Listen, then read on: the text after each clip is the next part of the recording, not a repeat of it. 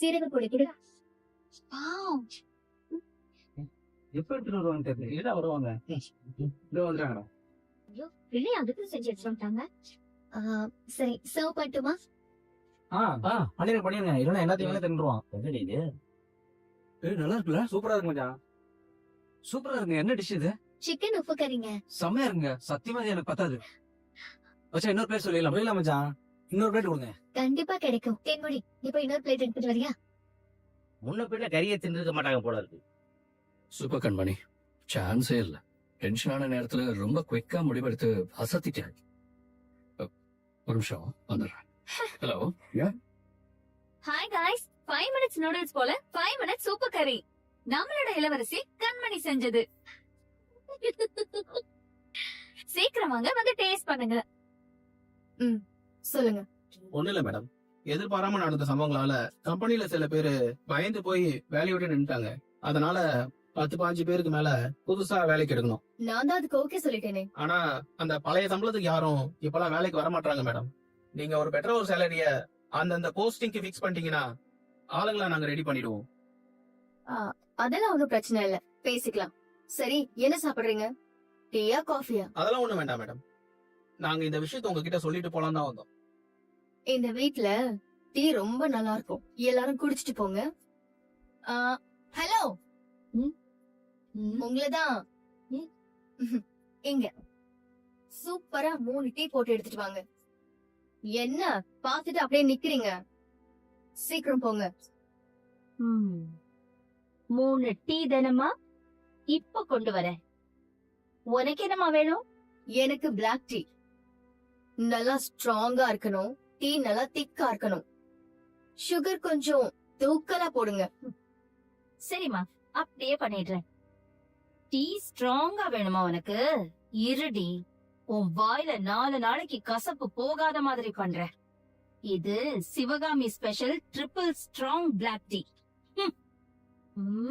பத்தாது, போடுவோம்.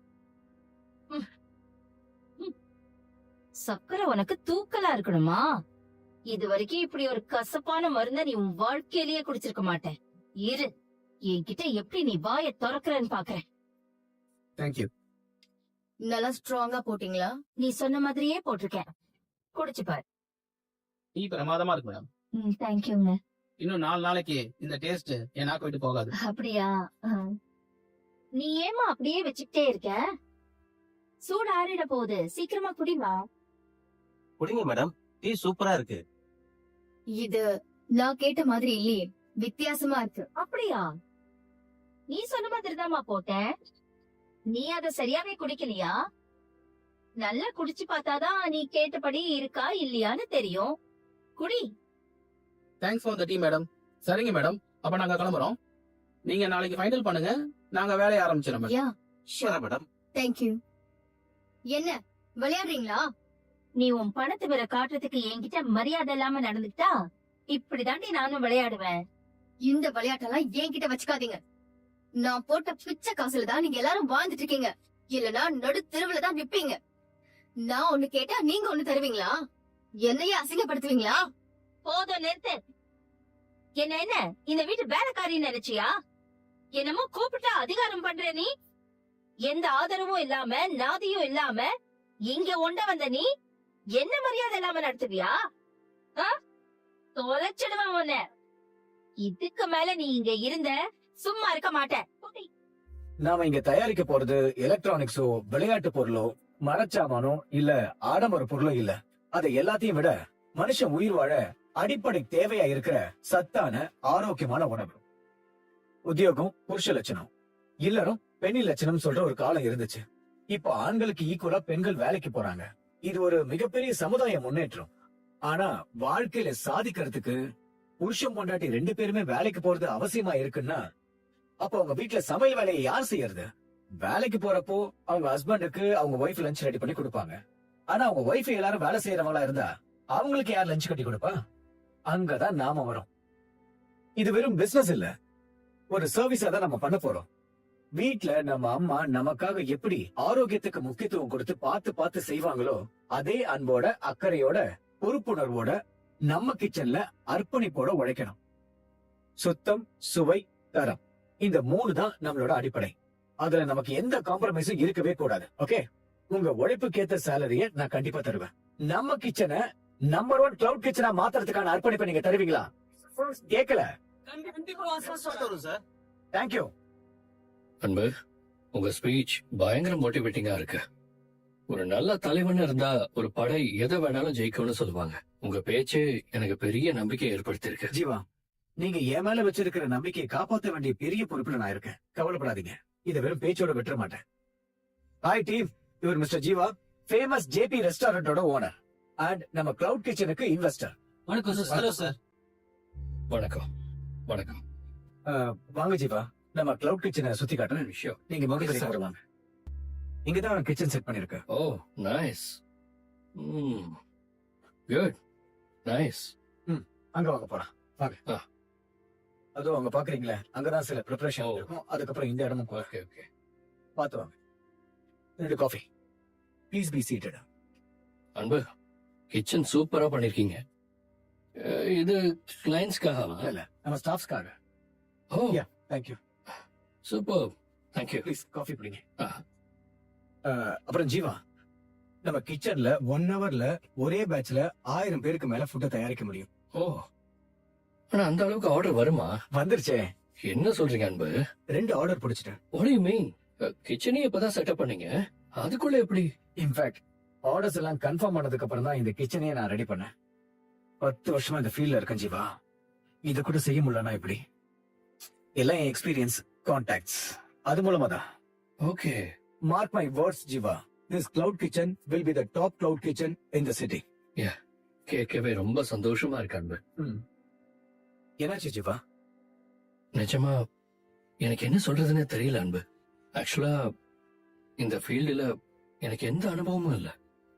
சுத்தமா இதுல நான் ஜீரோ. ஆனா நான் ஒரு பெரிய ஹோட்டல் சாம்ராஜ்யத்தை உருவாக்குனவரோட ஒரே வாரிசு. ஆனா எங்க அப்பா சாகறதுக்கு முன்னாடி என்கிட்ட கடைசியா பேசின பேச்சுதான் என்ன அப்படியே உருக்கிடுச்சு. ஒரு தொழில யார் வேணாலும் தொடங்கலாம், ஆனா அதுல எல்லாருமே ஜெயிக்கிறது இல்ல. ஜெயிச்சா மட்டும் அது வெற்றி இல்ல, அதை இன்னைக்கும் தக்க வைக்கிறது தான் உண்மையான வெற்றி. தக்க வைக்கிறது மட்டும் பெரிய வெற்றி இல்ல, ஆரம்பிச்ச நிலையில இருந்து இன்னும் மேலும் பல மடங்கு உயர்த்துறது தான் உண்மையான வெற்றின்னு எங்க அப்பா சொன்னார். எங்க அப்பாவால அவரோட கனவை முழுமையா நிறைவேற்ற முடியல. அதுக்கான அஸ்திவாரத்தை ரொம்ப பலமா போட்டு வச்சிருந்தார். புதுசா வந்தவங்களோட போட்டி போட முடியாததால ஹோட்டலை அவரால் அடுத்த கட்டத்துக்கு கொண்டு போக முடியல. அந்த பொறுப்பை என்கிட்ட கொடுத்துட்டு போயிட்டாரு. உங்க நம்பிக்கை மட்டும்தான் இப்ப எனக்கு கொஞ்சம் உத்வேகமா இருக்கு. இந்த துறைய பத்தி ஒண்ணுமே தெரியாம எங்க அப்பாவோட ஆசைய நிறைவேற்ற வந்திருக்கேன். ஜீவா, டோன்ட் வரி, எல்லாமே சரியாயிடும். B positive. Don't worry. என்ன 20 lakhs இன்வெஸ்ட் பண்றதா சொல்லியிருந்தேன்ல, உங்க பேருக்கு 30 lakhs இன்வெஸ்ட் பண்ணிருக்கேன்.